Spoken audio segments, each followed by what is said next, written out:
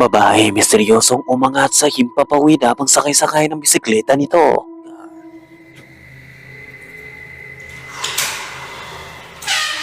Guardia sa haunted school.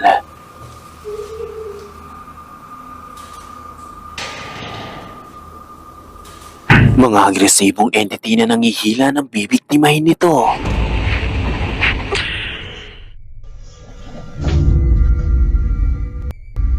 Well, kung ready ka na, ay tara.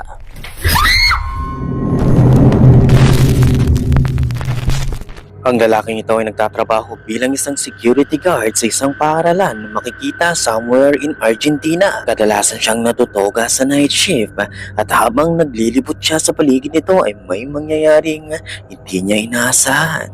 Ayon sa kanyang paaralan na ito ay malayo sa syudad at maraming kakawiyang nakapaligid rito. Kaya naman may mga pumapasok rito upang magsagawa ng ritual at iba't ibang gawain. Ayon pa sa kanya, ang mismong paaralan ay haunted. Di umano sa paglipas ng mga taon ay maraming mga aksidente ang nangyayari dito, mula sa batang babaeng pumunta sa CR upang mag-abort at sa kasamaang palad ay namatay ito kasama ng baby niya. Meron ding batang lalaki na namatay sa loob ng property. Marami pang kwento ang bumapalot sa paaralang ito na talagang nagbibigay ng katotohanan sa mga makukunan ngayon ng security guard. Isa pa sa napaka-strange na pangyayari dito ay nang magpasya ang paaralan na magpatayo ng altar para kay Virgin Mary at sa kasamang palad ay namatay ang gagawa nito. Pero ang nakapagtataka pa ay nang makakuha sila ng panibagong gagawa nito ay parehong namatay ito sa hindi malamang dahilan. Isang gabi habang nagla-livestream ang security guard habang nililibot ang paaralan ay may makakapture itong nakapangingilabot. Y aquí en la escuela cuando empiezan a ladrar los perros así a llorar. Ah, visto. Ahí empieza a joder, como a golpear.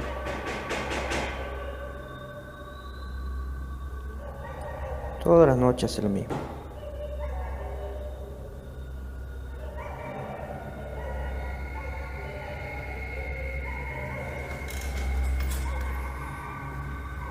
Mira.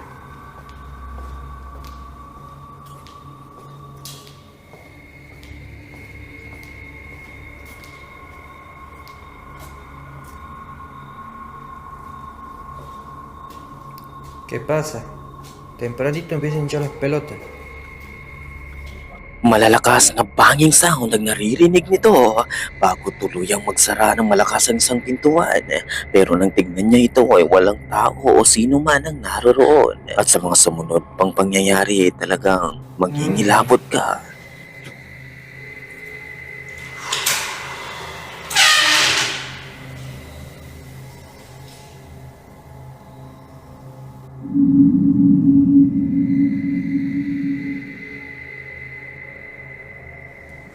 Bigla na lamang nagbukas ang locker door ng kusa at nag-flicker ang ilaw. And one night, while examining the bathroom, this happened.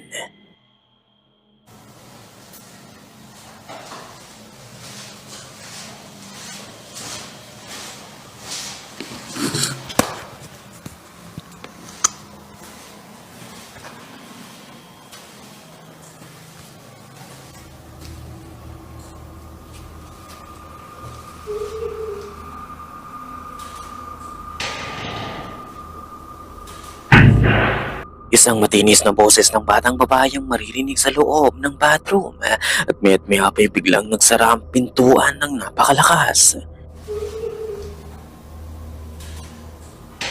Naniniwalang security guard na maaaring ito ang multo ng batang babaeng namatay sa loob ng cubicles. Hindi lang yan dahil naniniwala siyang na-capture nito ang mismong itsura ng bata on live. Unfortunately, ay screenshot lamang ito na napansin ng isa sa mga viewers nito. Pero kung papansinin mong maigi ay isang silhouette ang makikitang nakasilip sa kanya mula sa loob. What make it so compelling ay nakuna nito mismo live on streaming.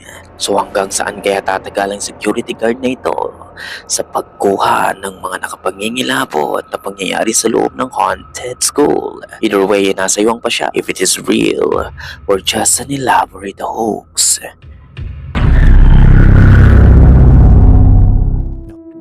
Ang bidyong ito ay talagang kakaiba at hindi may paliwanag. Ito ay nakunan sa Brazil kung saan nagpapakita ng isang babaeng nagbibisikleta at habang nasa daan ito ay biglang may mangyayaring kakaiba.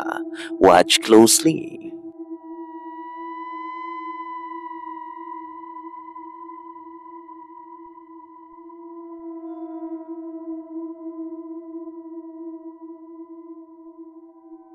Tila ba may humila sa babaeng nagbibisikleta at eto na nga, bigla na ang lumipad ang bisikleta sa himpapawid. May mga nasasabing isa itong paranormal pero maaari ring isang cable ang na-attach dito kaya lumipad ito ng ganito kataas. Pero kung pagmamasal maigi parang mahirap itong ipaliwanag. But do you have an explanation, Kamulti?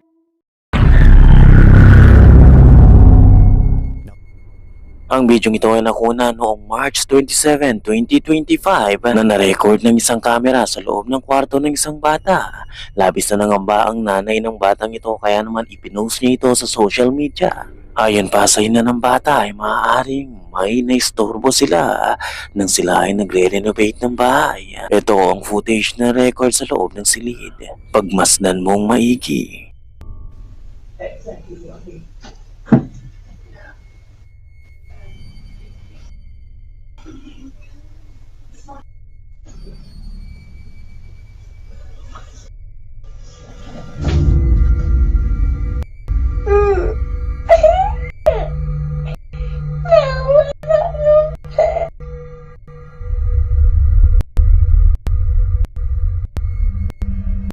Si Natalie na ina ng bata ay walang masabi sa nasaksiyan nito.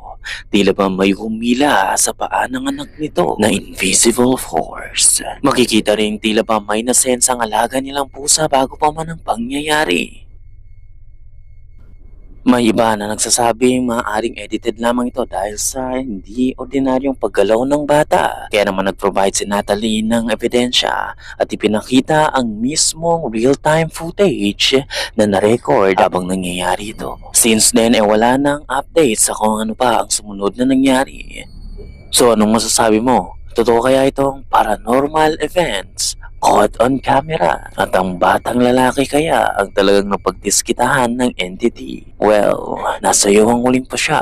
If it is real or meron kang logical na explanation patungkol rito.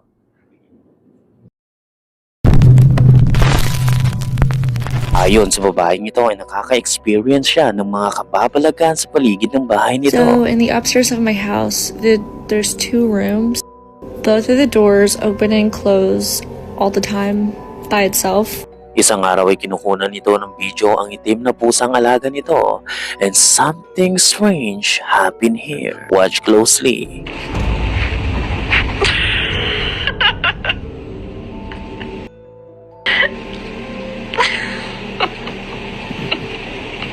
Tumatawa pa siya habang pinapanood nito ang alagang pusa. Pero nang muli niyang i-review ang footage, ay labis siyang nagtaka dahil kung pagmamastang maigi, ay tila ba may humila sa buntot ng alaga nitong pusa. Nag-viral ang footage nito at kahit na sino sa mga viewers nito ay walang paliwanag sa kung ano o sino ang maaaring humila ng pusa nito.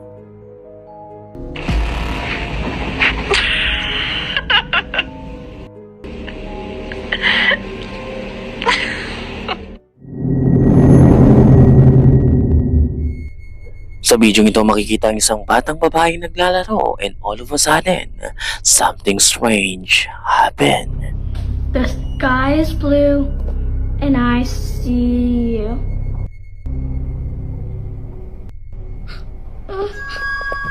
Although wala kang makikita ay talagang sumumpa ang batang babae na meron siyang nakitang mukha sa loob ng silid nito. Apparently, ito ang mangyayari kapag sinabi mo ang mga katagang ito. The sky is blue. Ang objective ng game na ito ay makita na mukhang lumilipad. Dahil sa labis na takot sa mukha ng anak nito ay talagang ipinagbawal ng mama nito ang paglalaro nito sa loob ng bahay. Pero sadyang bata nga naman at mahirap pagsabihan kaya naglaro pa rin ito. It is blue, and I see you.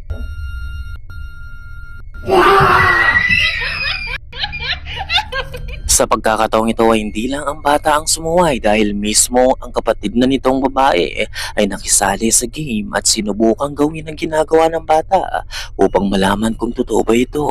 What do you do? You go, the sky is blue, move down and say, and I see you. And you want to look for a baby's face. The sky is blue, and I see you. That's not how you do it. You have to point up at the ceiling That's what I did. and slowly go down. I have to do it slowly. Because that's how it goes. The sky is blue. Gaya ng una ay walang nangyaring kakaiba, pero isang gabi nagpa siyang babaeng laruin ito sa bawat kwarto ng bahay. At sa hindi na nga inaasahan, ay ito ang mangyayari. The sky is blue, and I see you.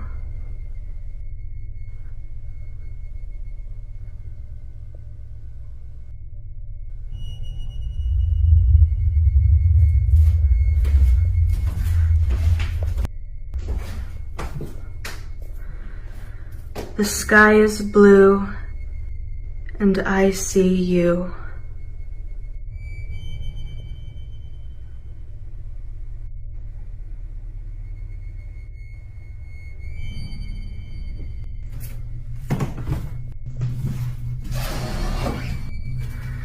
The sky is blue, and I see you.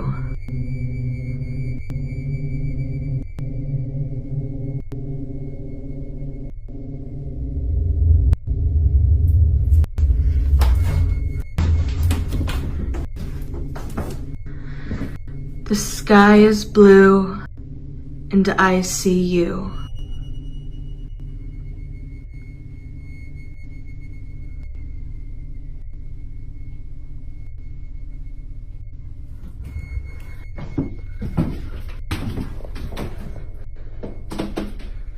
The sky is blue, and I see you.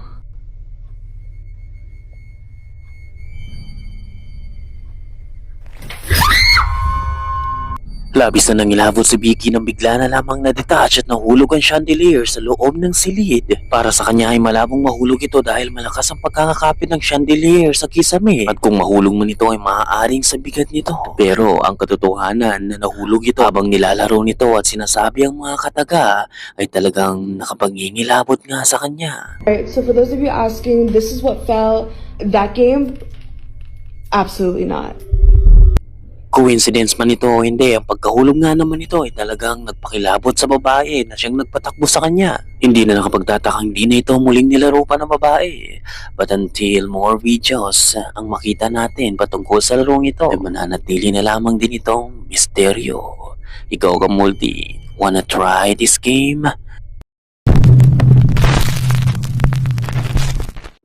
Ang babaeng ito na si Rosalie na pina-FaceTime ang jowa nito habang nakikipag-video call nang biglang may mangyayari.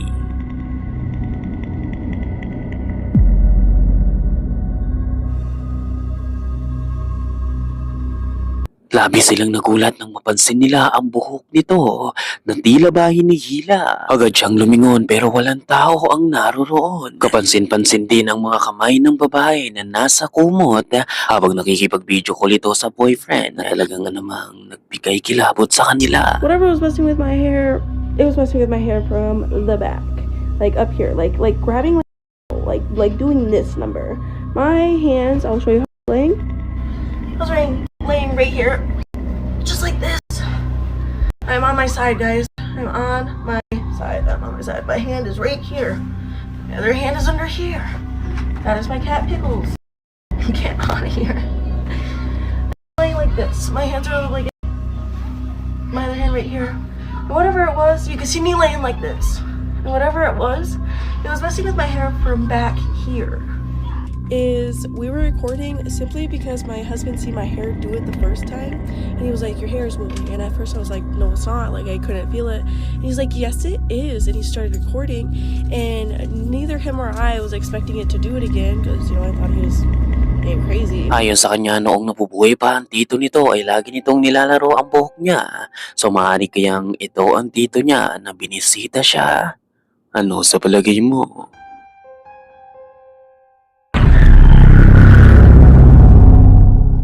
Taong 2015 na isang napakalakas at malaimpyernong sunog ang nangyari sa isang eskwelahan. Maraming mga bumbero ang dumating at ang iba sa mga taong malapit sa lugar ay kinuna ng video ang pangyayari. Sa parehong araw din habang nangyayari ang sunog ay biglang may nakuna ng kamera na talagang kakaiba. May mga report na ang sunog ay maaaring kagagawan din ng isang tao pero wala pa rin nagpapatunay nito. May mga nagsasabing maaaring isa itong electrical issue. Magpagayon pa man na hindi pa rin talaga natutukoy ang sanhi ng sunog. Ayon sa source natin, ang eskwelahan pala ay isa palang boarding house dati para sa mga indigenous people. Pero sa kasamang palad ay marami ang namatay dito dahil sa sakit na meningitis at measles. Ito rin ang siyang naging dahilan kaya naman naniniwala ang mga tao na maaaring ang paaralang ito ay haunted at maaaring ang video nga ito ang nagpapatunay na haunted ang paaralan dahil sa mismong oras na nangyayari ang sunog ay ito ang nakapture ng camera.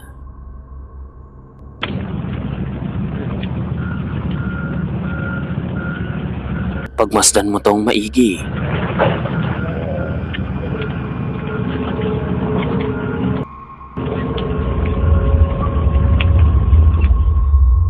Isang usok ang makikitang bigla na lamang lumabas mula sa gusali. Of course, maaaring isa lamang itong ordinaryong usok dahil may sunog nang nagaganap. Kung papansining maigi ay very unnatural din ang paglabas nito sa gusali. Kapansin-pansin din ang hangin na siyang umiihip sa paligid.